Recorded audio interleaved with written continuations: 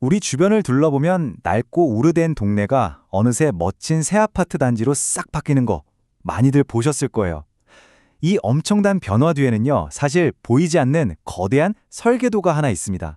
그게 바로 도시 및 주거 환경 정비법, 줄여서 도시정비법인데요. 오늘 이 법이 대체 뭔지 그 핵심을 제가 아주 쉽고 명쾌하게 파헤쳐 드릴게요. 혹시 이런 생각 해보신 적 없으세요? 아, 우리 동네도 저렇게 싹 바뀌면 좋을 텐데 재개발이나 재건축 가능할까 하고요. 바로 그 질문에 대한 답을 찾아가는 첫걸음이 오늘 우리가 살펴볼 이 법 안에 담겨 있습니다. 간단히 말하면요, 이 법은 도시가 마구잡이로 개발되는 걸 막고 또 낡은 도시의 기능을 다시 살리면서 우리가 사는 환경을 체계적으로 개선하기 위한 뭐랄까 하나의 약속, 규칙들을 쫙 모아놓은 거예요. 도시를 위한 일종의 종합 건강관리 지침서, 딱 그 느낌이죠. 자, 그렇다면 이 법이 정확히 어떤 일을 하는 걸까요? 첫 번째 섹션에서부터 그 역할 한번 제대로 파헤쳐 보겠습니다. 도시정비법은요, 크게 보면 딱 세 가지 사업을 다루는데요. 첫째는 정말 낙후된 곳을 살리는 주거 환경 개선 사업. 둘째는 상가나 공장까지 포함해서 아예 동네 전체를 갈아엎는 재개발 사업. 그리고 마지막으로 우리가 가장 흔히 보는 거죠. 낡은 아파트 단지를 새로 짓는 재건축 사업이 있습니다. 그러니까 규모나 대상이 조금씩 다른 셈이에요. 와, 이 슬라이드는 무슨 법률 문서 같아서 좀 복잡해 보이죠? 괜찮아요. 핵심은 아주 간단합니다. 이 법은요, 어떤 사업을 할지부터 시작해서 계획은 어떻게 세우고, 조합은 어떻게 만들고, 또 가장 민감한 돈 문제까지 이 모든 과정을 하나하나 안내하는 아주 상세한 지도라고 생각하시면 돼요. 이 지도만 잘 따라가면 길을 잃을 염려가 없는 거죠. 좋습니다. 그럼 이 거대한 프로젝트, 대체 어디서부터 시작이 될까요? 모든 일의 시작은 바로 계획 아니겠어요? 자, 모든 것의 출발점인 계획 수립과 구역 지정 단계를 한번 살펴보겠습니다. 가장 먼저 시나 도와 같은 아주 큰 단위에서 기본 계획이라는 걸 세웁니다. 근데 이게 1, 2년짜리 단기 계획이 아니고요. 무려 10년 뒤 우리 도시가 어떤 모습일지를 내다보는 정말 장기적인 청사진인 거예요. 그런데 여러분, 10년이면 강산도 변하잖아요. 그래서 도시의 변화에 맞춰서 계획이 현실하고 너무 동떨어지지 않도록 5년마다 이게 타당한지 다시 검토하고 수정하는 과정을 거칩니다. 시대에 뒤처지지 않으려는 아주 실용적인 장치인 셈이죠. 자, 그럼 과정을 한번 정리해 볼까요? 이렇습니다.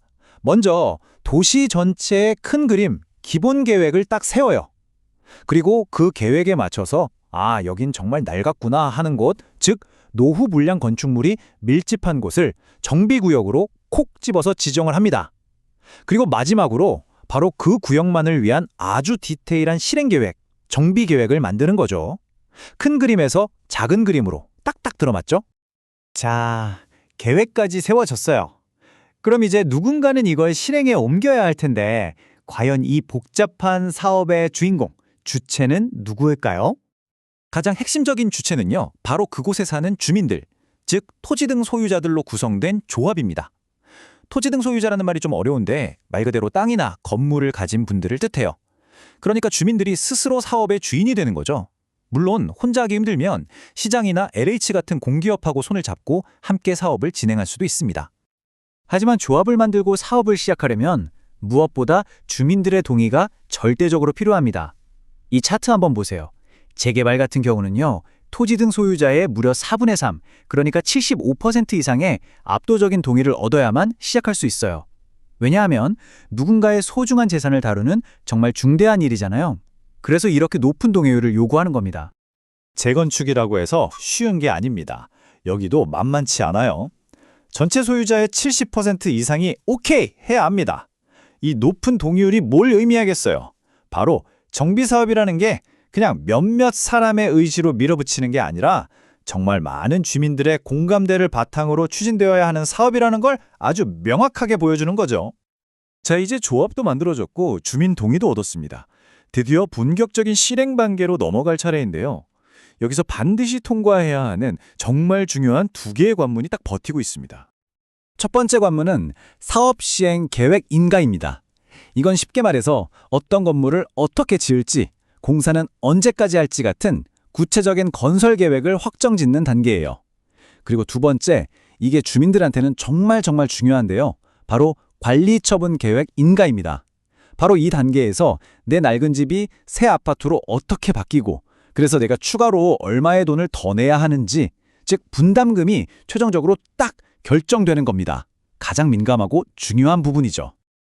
그리고 이 관리 처분 계획이 인가되고 나면 마침내 기존의 낡은 건물들을 철거하기 시작합니다. 수십 년의 추억과 역사를 간직했던 동네가 사라지고 새로운 미래를 위한 빈 땅이 드러나는 순간이죠. 이제 되돌릴 수 없는 지점을 건너는 겁니다. 이처럼 정말 막대한 돈과 수많은 사람들의 이해관계가 얽힌 사업이다 보니까 투명성과 공공성을 확보하는 게 그 무엇보다 중요하겠죠? 법은 이런 문제들을 막기 위해 어떤 안전장치들을 마련해 두었을까요? 이 법에는 여러 가지 든든한 안전장치가 있습니다.